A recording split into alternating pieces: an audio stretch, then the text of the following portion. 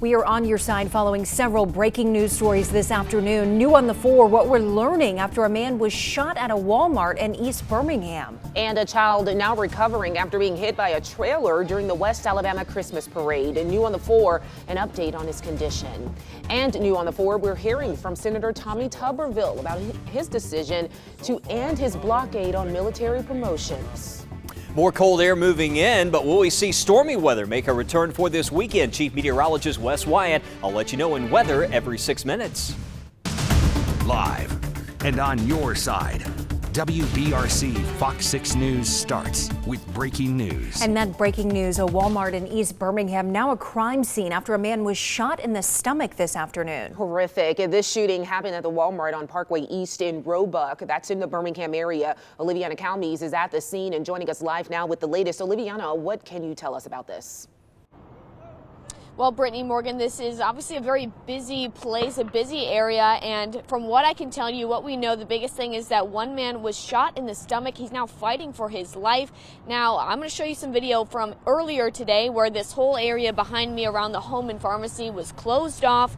I was told that shoppers were told to leave the store, leave the products that they were about to buy, and I even spoke to one of them outside here who was told to leave. She said she was really nervous about the situation. While shopping, it came over the intercom that to exit the building, the store's not closing. And as you got closer and got to the register, everybody was saying, leave your items right where they are. You won't be able to exit the store. Now, here is the sign that they just put out. They've been turning people away, saying tomorrow they'll be open again at 6 a.m. Now, we did reach out to Walmart for a statement. They told us, quote, "What happened in our store is inexcusable and put innocent lives in danger. We're thankful for our local first responders, and we're working with them as they investigate." And we'll continue to work on finding out the condition of that man shot and bring you details on that. But for now, live in Roebuck, Oliviana Calmes, WBRC, Fox 6 News, on your side. All righty, thanks, Oliviana. Well, more breaking news for you now. We're learning more about a 9-year-old little boy who was hit by a trailer during the West Alabama Christmas parade. Police are telling us the boy has serious but thankfully non-life-threatening injuries. He's been transported to Children's of Alabama. And this is video from that parade last night. We know the child was hit on University Boulevard and Greensboro Avenue. Police say the boy was in the parade and had fallen from that trailer float before he was hit. And a breaking update in Tuscaloosa, officers now identifying the woman hit and killed by a driver while walking on McFarland Boulevard. Officers say 56-year-old Janetha Ann Campbell was hit around 4 a.m. yesterday as she was walking in the middle of the road. That driver did stay on the scene and waited for police to arrive. Well, that breaking news we are talking about earlier in the show, Senator Tommy Tuberville announcing today that he will end his 10-month blockade on military promotions, clearing the way for hundreds of these folks to be promoted. And this is all coming after a lot of criticism from both sides. The Senate just taking action this afternoon, advancing more than 400 of those promotions. Now, Tuberville's saying today that he is not going to hold the promotions of these people any longer. It was pretty much a draw. I mean, they didn't get what they wanted. We didn't get what we wanted. We didn't get to fight for it to leave it in the Senate. And so just unfortunate the American people didn't get a voice. Tuberville says he will continue to hold promotions for the highest ranking military officers. He says that's about 10 to 11 4-stars. You decide 2024. We are just over 24 hours away from the Republican presidential debate happening in Tuscaloosa. 4 Republican presidential hopefuls will take the stage at the Moody Music Building on Wednesday, and there's a lot of excitement and folks really excited to see this debate happening on the campus of the University of Alabama. Jen Horton is live from Tuscaloosa with more on, Jen, how students are preparing for this debate. That's right. Things are really bustling here. It's hard to drive down Paul Bryant Drive and not see at the Moody Music Building that something big is happening here. Inside, it's all about the final touches. They're blocking off camera shots, building out their special entrance. Today, we spent some time with students, with the young Republicans who secured tickets to this event. They say they can't wait to see the action firsthand. I was excited for the watch party, and then I had the opportunity to actually go to the debate, and I mean, I was just ecstatic just to be able to see just the panel in person. Get people excited about, the opportunity to elect a Republican president next November and retire Joe Biden finally. Are you a decided voter, or are you still open-minded and want to hear some more? I have a pretty good idea of who I'm going to vote for, but democracy dies when opinions go unchanged, so I'll definitely be looking for what they say. The students also have tickets to an after party with the candidates. They say this will be an unforgettable experience as first-time voters, specifically in their first presidential primary election. Live in Tuscaloosa, Jen Horton, WBRC, Fox 6 News, on your side. Thanks, Jen. Well, there will be 4 candidates on the debate stage in Tuscaloosa: Florida Governor Ron DeSantis, former UN Ambassador Nikki Haley, former New Jersey Governor Chris Christie, and businessman Vivek Ramaswamy. Former President Donald Trump is skipping out on this debate. And of course, we have coverage before, during, and after the debates on air and on the WBRC News app. If you have not downloaded it, it is free for you in your phone's app store. On New on the 4, we now know the names of 2 people who were killed in a plane crash in Limestone County.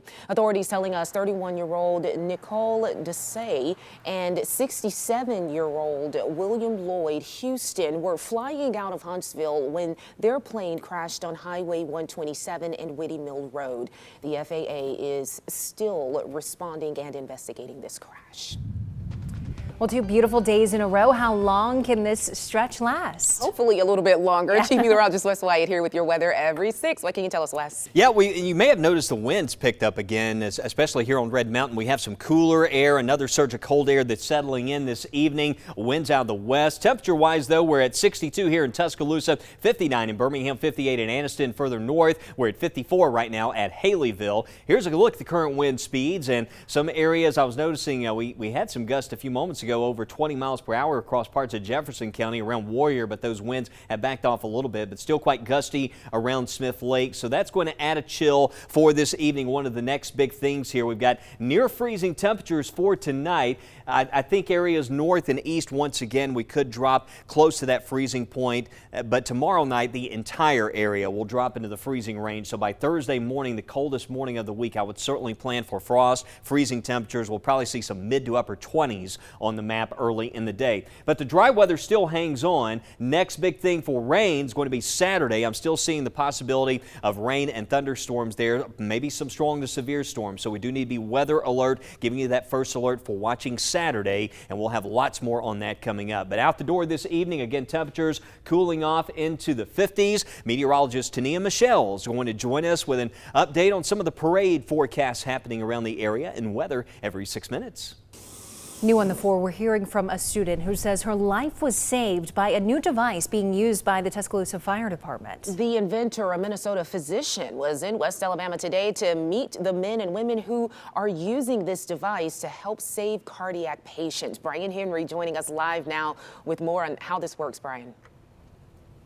For Brittany Morgan, the device is known as the Yellow Guard, and it is a device that offers cardiac arrest patients a better chance of surviving. Now, the Tuscaloosa Fire Department has had these devices for a while now, and today Dr. Keith Lurie paid a visit to see how the machine is working.